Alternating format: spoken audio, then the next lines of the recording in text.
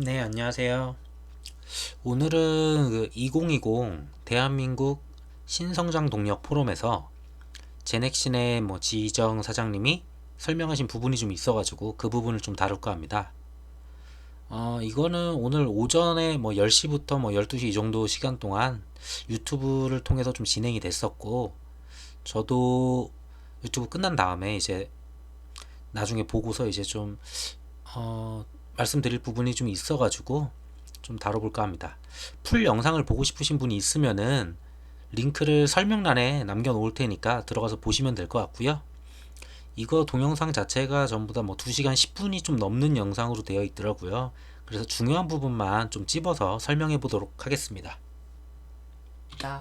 그런데 그 면역 반응 시스템을 작동시키기 위해서는 저희 스스로 할 수 있는 부분 외에도 이렇게 전염력이 강한 이런 외부의 침입자, 감염병일 경우에는 그 감염병의 원인이 되는 그 원인의 항원이 필요합니다. 그래서 그 항원을 만드는 방법, 그리고 그것을 우리 몸에 전달해주는 방법이 그 단백질 자체로서 돼야 되는 거나 또는 우리 몸속에서 언젠가 작용할 때 단백질로 만들어질 수 있게 하는 그러한 작용하는 데 있어서 이런 핵산 DNA 백신, RNA 백신이 작용할 수 있습니다. 우리 몸속에 DNA와 RNA를 넣어줌으로 해서 단백질이 만들어지고 그것이 항원으로 발현이 될 수 있기 때문에 그 이후로 우리가 외부에서 단백질을 만들어서 넣어주는 것만큼 이상의 효과를 볼 수 있기 때문입니다.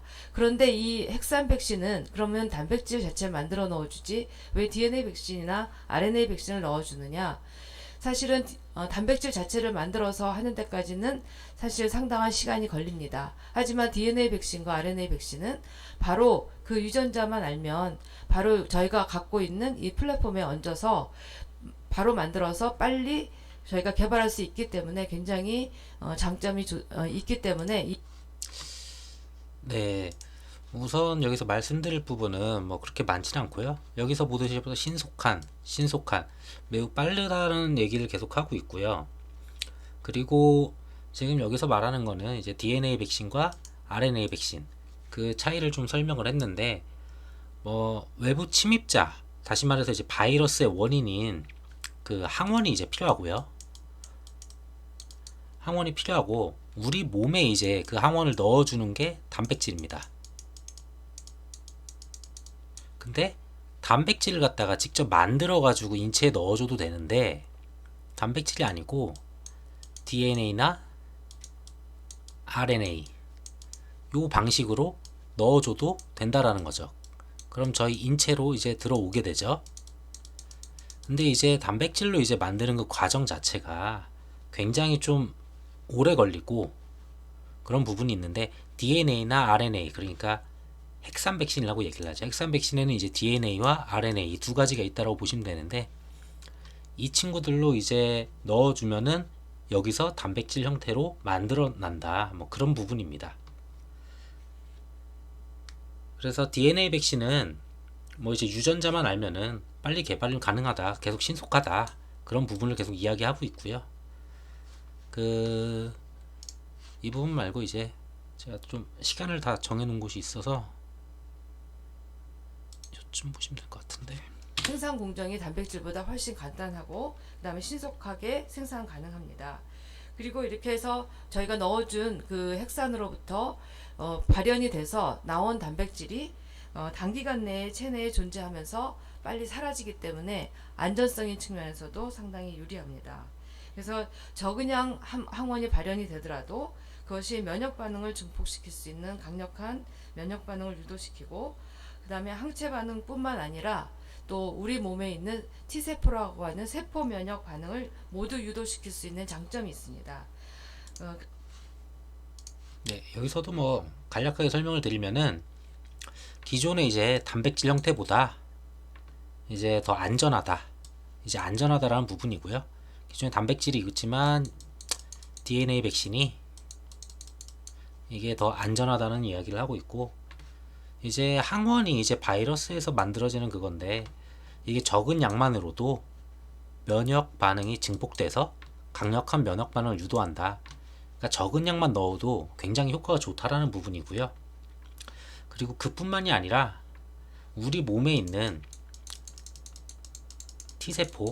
T세포가 이제 그 치료제로 많이 쓰이잖아요. 지금 그 림프군의 T세포가 이제 점점 죽기 때문에 이제 코로나로 사망을 하는데, 이 T세포를 갖다가 오히려 더 증폭시켜주는 이제 세포 면역 반응까지 이제 유도를 시킨다.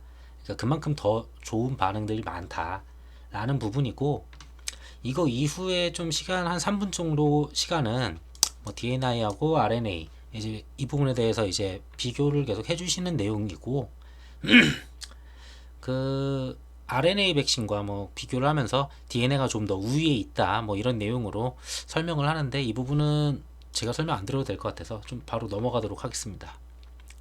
그 다음 부분이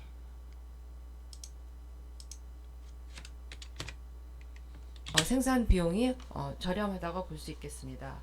그래서 다음에 페이지로 넘어가면 제넥신의 DNA 백신 기술은 이 플라스미드라고 하는 이 DNA는 실제로는 이게 동그랗게 생겼습니다. 그래서 어느 정도의 사이즈의 DNA인데, 이 DNA 위에 그 외부로부터 오는 그 바이러스의 코로나의 그 항원이 될 수 있는 스파이크 프로테인의 그 유전자를 이 위에다가 바꿔서 넣는 기술입니다.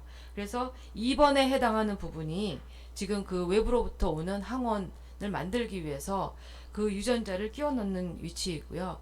1번에 해당하는 부분이 이것이 우리 몸에 들어왔을 때 세포 바깥으로 나갈 수 있게 그렇게 해주는 신호 전달 서열을 활용을 해서 만들어진 것이고, 그 다음에 세 번째 3번으로 되어 있는 부분이 필요에 따라서는 면역을 더 증강시키기 위해서 면역 증강 유전자를 도입을 해서 만들어서 사용할 수가 있습니다.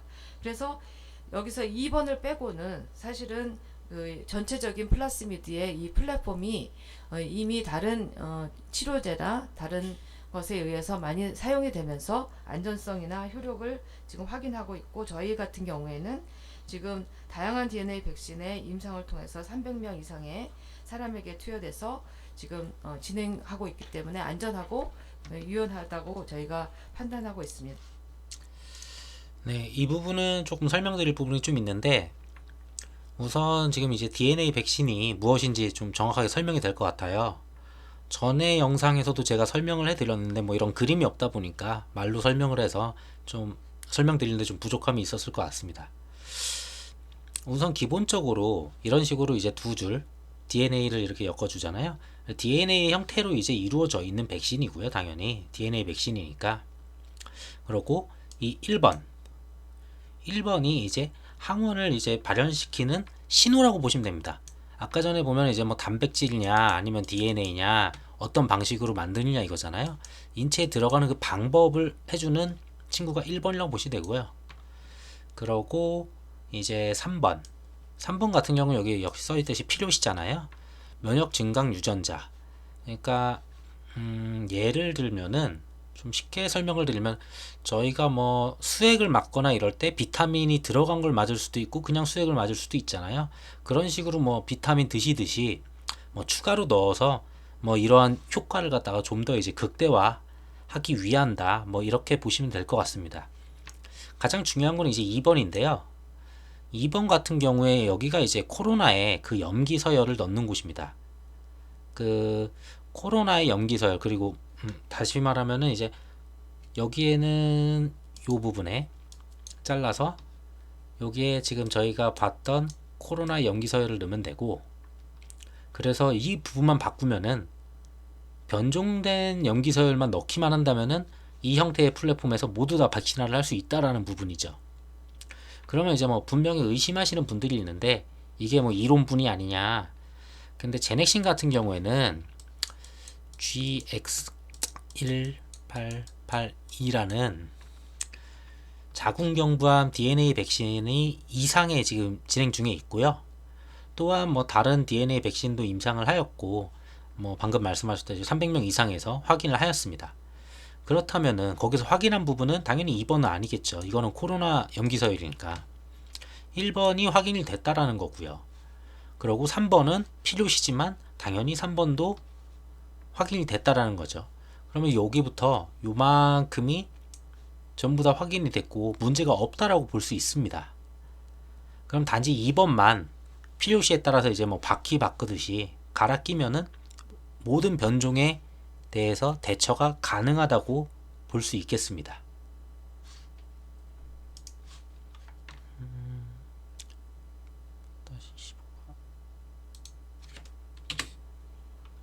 지원단들을 통해서 같이 지금 개발을 진행하고 있습니다. 그래서 저희 제넥시는 전체적인 개발 계획을 수립하고 그다음에 전임상 및 임상 개발을 주도하고 있으며 네, 여기는 뭐 기본적으로 뉴스나 이런 데서 많이 나오기 때문에 좀 간단하게 하고 넘어가도록 하겠습니다. 이뭐 컨소시엄으로 돼 있고 거기에 들어가 있는 게 뭐 이런 식으로 하고 있고, 이 각각의 기업들이 어떤 아레나를 가지고 지금 업무를 하고 있다, 뭐 이런 간단한 내용이고요. 다음은 그 GX고 지금 현재 임상 일상에 들어가 있었습니다. 이 코로나19 DNA 백신 후보 물질을 만드는 데 있어서는 저희가 당시에 이 물질을 디자인하기 위해서 저희 정보를 가지고 확보하려고 했을 때 바이러스가 이미 외부에서 밝혀져 있었고 환자에서부터 나온 그 코로나19 바이러스에 대한 서열이 밝혀져 있었고 그 서열을 가지고 여러 개의 환자들로부터 나온 서열들이 이미 있었습니다. 그래서 저희가 그 진뱅크에서 45개의 그 시퀀스를 같이 비교 검토를 해서 그 가장 많은 빈도로 발현되는 그런 서열을 저희가 잡아서 그 여기 S 프로테인이라고 하는 그런 프로테인, 스파이크 프로테인을 저희가 만들어서 저희의 발현 벡터인 그 PGX27이라는 곳에다가 끼워서 넣고 DNA 백신 후보 물질을 만들게 되었습니다. 네, 뭐 이제 아까 말씀드린 대로 DNA 백신에 이제 뭐 1번이 아까 있었고 뭐 2번이 있었고 3번이 이렇게 있었는데 1하고 3번은 준비가 돼 있다고 말씀을 드렸고요. 뭐 플랫폼상 요 부분이 이제 코로나로 이어만 주면 된다, 바퀴 갈아 끼듯이 하면 된다라는 부분인데, 그래서 지금 개발하고 있는 임상 중인 GX19 같은 경우가 2번에 들어가는 염기서열은 이미 일전에 공개된 45개를 갖다가 진뱅크에서 이제 가져왔습니다. 뭐 이게 45개일 거예요, 분명히. 뭐 더 이거는 잘 보이지가 않아서 이 염기서열들 중에서 보시면 뭐 빨간색 줄 쭉 있고 이런 식으로 있잖아요. 가장 많이 들어가는 애들을 갖다가 이런 식으로 다 이제 넣습니다. 확률이죠. 뭐 이거 아닌 걸로 이제 코로나도 발현이 될 수 있는데 발현이 가장 많이 될 수 있는 걸로 골라서 이제 붙여 넣는 겁니다. 그러고 1번과 3번을 지닌 플랫폼은 이제 요 부분이 될 거예요. 아까 1번과 3번 요 부분이 이런 식으로 될 거고, 나머지 염기서열 만드는 그 염기서열 있죠. 45개 중에 가장 발현이 심할 것 같은 거, 요런 식으로 요게 요거죠. 요거를 갖다 여기다 넣었습니다. 끼워서 바퀴 끼우듯이 붙이면 됩니다. 그래서 이제 GX19가 이제 만들어진 거고요. 변종이 나온다면은 당연히 이 부분에만 바꿔준다면은 변종 염기서열을 갖다가 염기서열들 중에 발현이 높은 부분, 변종도 이제 여러 가지가 나오겠죠. 뭐 한 뭐 10가지가 나오면은 그 중에 그리고 그 사이에 이런 걸로 해서 이런 식으로 이제 만들어서 붙여만 넣어주면은 바로 변종에 대한 뭐 백신도 바로 대비가 된다라는 부분을 알 수가 있겠습니다.